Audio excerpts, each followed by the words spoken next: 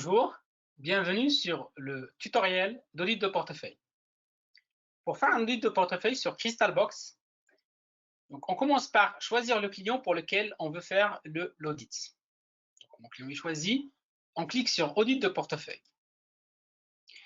On rentre un nom pour notre portefeuille.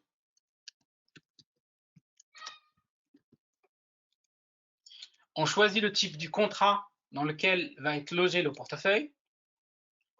Par exemple, là, je prends assurance vie et on choisit dans ce cas un contrat d'assurance vie sur lequel on va le faire.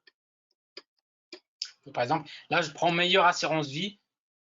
En gros, c'est l'univers d'un très gros assureur vie de la place. On saisit un montant pour notre investissement. Là, je mets par exemple 100 000 euros et on sauvegarde.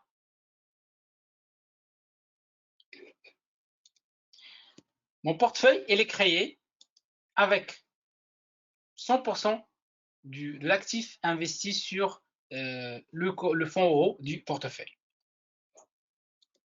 À droite, on va avoir trois jauges, une jauge de rendement, une jauge de risque et une jauge de perte max, calculée sur des durées de 1 an, 3 ans, 5 ans et depuis le début. Commençons par saisir notre portefeuille.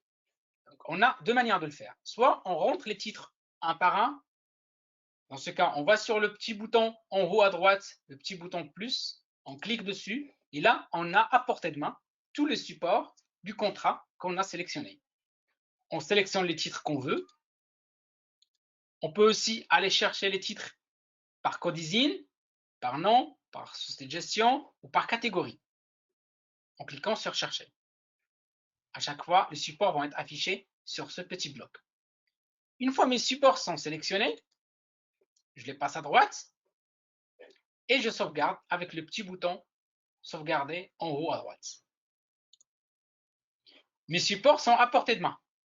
Je peux rentrer les allocations, soit en pourcentage par défaut, soit en montant. Si je veux le saisir en montant, il suffit de cliquer sur ce petit bouton en haut à droite. Entrée allocation ou en nominal. Là, reste qu'à saisir les allocations. Par exemple, je mets 15% sur le premier fonds, 20% sur le deuxième, ainsi de suite. On va voir qu'au fur et à mesure qu'on construit notre portefeuille, le chatbot nous envoie des alertes et nous fait des conseils sur ce qu'on est en train de faire. Ces conseils vont être de plus en plus larges si on a défini un profil client bien complet, avec la perte max, avec le niveau de risque, avec d'autres informations qui vont permettre au chatbot d'alerter sur ces données qu'on a rentrées sur le client. Ça, c'est la première méthode. Alors, la deuxième méthode pour rentrer notre portefeuille est de construire un petit fichier Excel sous ce format-là, donc avec deux colonnes, une colonne Asset où on met les codes ISIN des assets et une colonne Alloc avec les allocations. La somme des allocations doit être égale à 1 pour que le fichier soit téléchargeable sur la plateforme. On peut le faire aussi en format CSV. Une fois le fichier est construit, il faut cliquer sur Import Excel ou Import CSV, ça dépend du format. Donc moi, j'ai préparé un fichier Excel avec sous ce format-là, donc qui est ici. Donc je le sélectionne et donc je vais écraser ce que j'ai fait au début et je vais mettre le portefeuille que j'ai saisi sur mon fichier Excel. Donc, comme vous voyez, sur l'écran, je vais avoir tous les fonds que j'ai rentrés dans mon fichier Excel avec leur poids respectif. Ce portefeuille, on peut le visualiser sur cet écran-là. Donc, en gros, on a mis 37% de fonds actions, pure action, 33% de fonds diversifiés et 30% de fonds euros. Les poids varient entre 4 et 5% par support. Sur cet écran, on va avoir aussi l'évolution de la performance du passé du portefeuille construit de cette manière, avec un indice de référence qui est ici le fonds euro, mais qu'on peut changer pour comparer, par exemple, par rapport aux actions européennes ou par rapport à notre indice. On peut aussi enlever l'indice si on veut avoir une vue plus claire uniquement de la performance. Revenons à notre premier écran. À gauche, on avait dit qu'on a les rendements, le risque et la perte max. Et on peut la visualiser sur différentes maturités. Sur ce portefeuille en particulier, sur 1 an, on a une perte de 2,51. Sur 3 ans, on a une perte de 3,44 annualisée. Et sur 5 ans, on a une perte de 5,26%. Le risque du portefeuille est 4 sur 7, qui est le risque, le SRI réglementaire calculé sur 5 ans. Et la perte max du portefeuille sur 5 ans est de 20,35%. Maintenant, on commence l'audit de notre portefeuille, le diagnostic de notre portefeuille. Donc, le premier écran de diagnostic, c'est l'écran contribution au risque. Donc, si on clique dessus,